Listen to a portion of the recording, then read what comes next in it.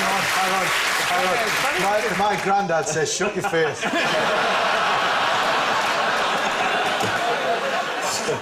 Dr. Eric Dingwall cunningly used Stop thread. it, Grandad, stop it! It's quite weird because we look like we're in a sale. Yes, you do. You always look like you're in the same. Yes, let's be honest. I'm getting a basking shot. What's that? You were touched inappropriately by a man called Graham. I knew someone whose husband passed away. Yep. And You knew went to see a medium, and the medium said, "Don't. Your husband is fine. He's with your father." And she said, "My father's still alive." And she then said something along the lines of, "Not for long," or something. In an attempt to dig her way out of it. Yeah. Massively worse. That's it. And she still gave her the 40 quid at the end. No, it is extraordinary. Anyway, no, Eric Dingwall specialised in exposing mediums, and he would tie thread to their legs so that he could feel what their bodies were doing in the dark. He would also attach luminous pins to them, so again, when it was dark, you could see where they were moving and what they were doing, what machinery they were operating, what tricks they were up to. Looking at that picture, it looks to me like there are probably too many hands. I haven't counted. You feel like there are too many, don't you? Yeah. I think those hands are on the table, aren't they? They're part of the table. Their spirit. It spins round and then you just get a pair. None of those people in that room have got hands. They're all like, I'm trying to contact the dead, but that girl looks dead. She does. I think I might have got off with her about 4 years ago. I was going to say, a club in Camden. He's got that goth look. Isn't that you in drag? I've seen you with that amount of goth makeup on. I have to say, Noel, that is definitely a very you look. So, what comes flat-packed and takes 4 months to assemble? IKEA dining table. No. I'm afraid.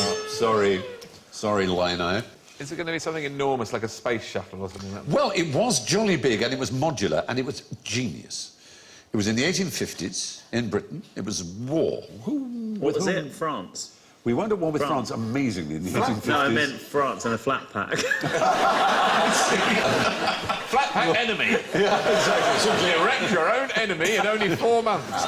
No, it wasn't that. With whom were we at war in the 1850s, mid-1850s? Well, down in the Crimea? Crimea. It was the Crimean War, and who was the most famous figure, really, apart from, I suppose, Raglan and Cardigan? Florence, as you rightly said, knighting, as you pointed out, Gale. And there she is. Flat pack foreign. No, she was furious at the conditions. She thought they were dreadful, and she demanded of the British Army that they produce a proper hospital. And so the finest engineer of his day, possibly the finest engineer who ever lived, designed in just 6 days a modular flat-pack hospital. Wow. Which was sent over. Isambard Kingdom, as you rightly said, Brune, as you pointed out, L. When they set it up, we went, it's a school. We've got the wrong one. It's ridiculous. Yeah, it's a dance hall, you idiot.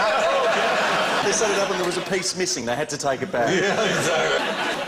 We can actually see a picture of the... There they are. And what was brilliant is you could add to them. So it started off with one which fitted about 500, and ended up with 1,000 patients. What, in that? No, that you added another module. That's the point. When he was 36, Brunel was doing a party trick for his children, and he nearly choked on a half-sovereign coin. But it stayed in his throat. For 40 years? For quite some time. And they had to do a tracheotomy. They had to cut his throat so he could breathe. And they tried pulling it out with forceps. Oh, God. And that didn't work, so he designed his own rack on which he would go upside down, and they then slapped him very hard on the back for a while, and eventually it came out. He should have just dropped his trousers and they'd pull his arm down there. They need some money for a phone call or something. Well, he was just showing a trick where a coin disappeared, and presumably put it in his mouth. It was a hell of a trick, because when the coin went in, it didn't have his face on it. So, on the subject of flat packs, though, and IKEA, which you mentioned, Colin, yes. Can you give me within 5 years when the flat pack was invented for the purposes of furniture? I will... IKEA flat... Yep. 1980... No, hopeless. No. 56. That was my second guess. Take the pen out of your lips. Thank you. No, it was 1956. There is Mr. IKEA, whatever his name is, the founder of the company. Ian Kevin Edward Aldershot. Oh, there's an Ian Kevin Edward Aldershot by amazing coincidence in the audience. That's Ingvar Kamprad, the founder of the IK bit. Ingvar Kamprad. Who was Ian Aldershot then? That was you who raised Aldershot. Don't look at me. But it was one of his employees, one of their first salesmen, Gillis Lundgren. He accidentally fell on a table. Oh, shit! No, he took the leg... He said, oh, don't worry, it's a flat pack. I've done it on purpose. Well, almost. He took the legs off in order to transport it in a car and then had a sort of light bulb moment and thought, oh, that's rather good. We could sell it that way. Put all the bloody work in the hands of the people who buy it. I've got an IKEA table and chairs. It's lasted me 21 years. Really? Colour me impressed. Yeah. That's very good. Where is the world's largest branch of IKEA? Wembley. No. Australia? Yes, which city? You'll be annoyed. Sydney? Yes, Sydney. Sydney. Yeah. As a Melbourner, you'll be... Great presumably city. annoyed. Yes, he's Lovely like the people. clenched teeth. I've never seen Lovely clenched people. teeth. Charming. Absolutely, yes. The world's largest is said to be in Sydney. I was actually... I went and did some gigs there in Sydney, and I played the Opera House, and I was in the Opera House doing some press, and I looked out the window thinking, where's the Opera House? Actually scanning the horizon. Where's the Opera House gone? Oh, you're in it, you idiot. You should have gone like this, you should have gone... It's so refreshing that the biggest IKEA is in Sydney, because whenever there's something big in Australia, we say it's the biggest in the Southern Hemisphere. In Yes. fact, it probably isn't the biggest in the world. I suspect it is the biggest in the the Southern Southern Hemisphere. Hemisphere. It's It's the like, biggest- you it's go the- to a the hotel and they go, IKEA it's the biggest swimming pool in the The Southern IKEA Hemisphere. in Sydney is the biggest in Sydney. Yes, this is that. The best whatever is in... Have you been to Narendra? Where they've got the Southern Hemisphere's second largest playable guitar. No! We got the world's biggest guitar. No, it's not. Playable guitar. Southern Hemisphere's... They've what? The Southern Hemisphere's second largest playable guitar. And you can see the sign's been crossed out. So, moving on. Now it's time for a bit of general ignorance, so fingers on buzzers, please. What was a Roman soldier's salary? Wine, prostitutes, The outfit, just the outfit. Audience? 40 quid a week. Salt! Oh, dear!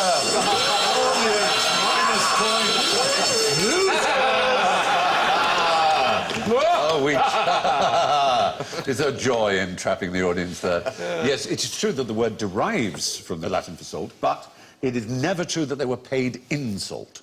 The money would go towards the buying of salt, but also towards the buying of their uniform, the buying of almost everything else, because a bit like British officers, they have to buy everything themselves out of their salary, but they were never paid in salt. We're getting paid in salt, though, aren't we? You're getting paid in salt. Oh, yes. Oh, yes. Kitty litter. And kitty litter, in fact. Yeah, the Romans, in fact, planted vineyards, as you may know, in parts of Britain. So here's a question. Where does British wine come from? Somerset. Somerset? No. Kent. No. Kendall. Kendall? No. Which country does it come from? France. Might do. The point is, British wine is made from grape concentrate, which comes from abroad. Whereas English wine is proper English wine from English vineyards. And so English wine gets a very bad reputation because people have tried British wine and think it's the same, and it isn't. Just to big it up for That's English not wine. uncommon, though, for when the French have a lot of wine, Oh, they yeah. would ship tankers of it down to Australia, for example, and they'd use they? it. Because people stopped buying French wine because they didn't understand it. That's the problem, because it didn't have the varietal Didn't have the grape labelling. one. Of course, here we just have dry or sweet. Yeah, that's what I Which is an improvement on your old definition, which was just red or white. Red or Yes, white. right. Or pink. Or warm or hot. Yeah. We've come... Good or shit. We've made giant In a strides. box or in a bottle. Yeah. But the weird thing is... Bottle, fancy. Flat. He's flat. Oh, look, he's a bit up He's himself. got a corkscrew. Well, it's the point is British wine, unfortunately, has besmirched the good name of English It's a wine. very good sparkling one that won a big prize. It It beat all did. the French ones. They didn't like it. No, there are over 400 vineyards in Britain now, and maybe global warming will see an increase in that. But certainly in Roman days, in the medieval warm period, as it's called, wine was commonly made there. So, anyway, English wine comes from England, but British wine can come from anywhere. And now, this is where it gets scary. I'm going to try and impress you with my martial arts skills. Really? Karate. Let's break stuff with our bare hands, and we're going to begin with you. You should have a piece of paper and a ruler. Yes. And what I want you to do is put the ruler on the table, 2/3 of the way, something like that, and put the paper on top of it. Like so. Not wholly over it, leave the bit out. That's it. Yeah, Colin's got it right. Thank you, Colin. OK. All right. Now, without putting your hand over the paper, how he got that award. simply karate chop and break the piece of wood, because the air pressure over the paper will act as a... You think that can't be possible. So, Colin, you try. Really? Yeah. Oh! Isn't that surprising?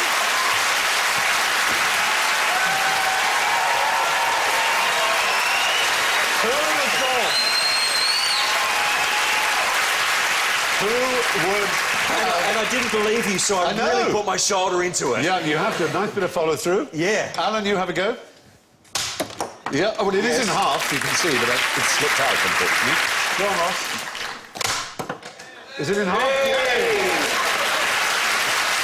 All right, Noel. Yeah! It's very surprising. Feels good, though, doesn't it? It feels good. I feel like Bruce Lee Now, for about 4 seconds. what I'm going to do is I've got 3 bricks here. And it is... It's like the first ever game of Jenga. It is. Wow. OK. Yep. It's Kendall mint cake. OK. Right. Oh, God. I have to focus my energy. I know it's all right, it sounds... But I have to focus. I have to go through. I have to... Oh, God. I'm so nervous now.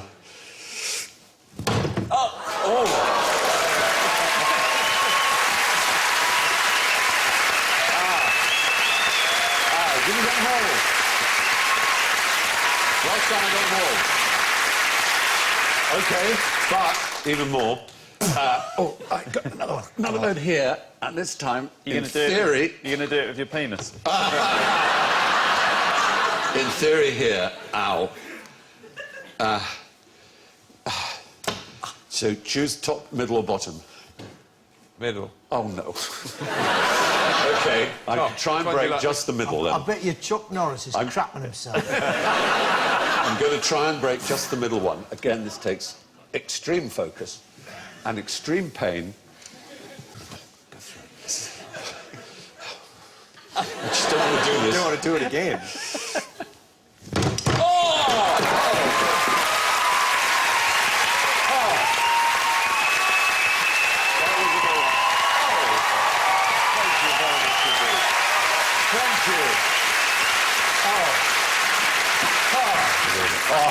I can't believe I put my hood on in case there were shards. What shards of his splintering wrist come through? Kendall mint cake. The truth is, there's no mystique to karate chopping bricks, just good old physics, and in our case, to be honest, trick bricks. So don't try and do it at home. I'm still very strong and hench and butch, though. But anyway, it must be time for the scores, and it is fantastic. In first place, wow, with a +4, is Ross Noble! Yeah!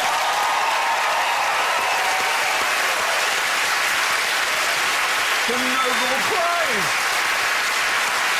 In second place, with a +1, Noel Fielding!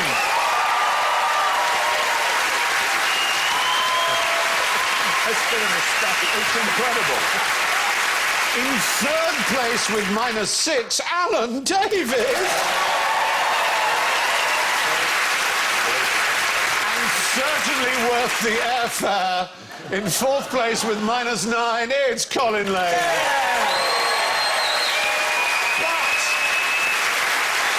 But in last place, with -10, the audience!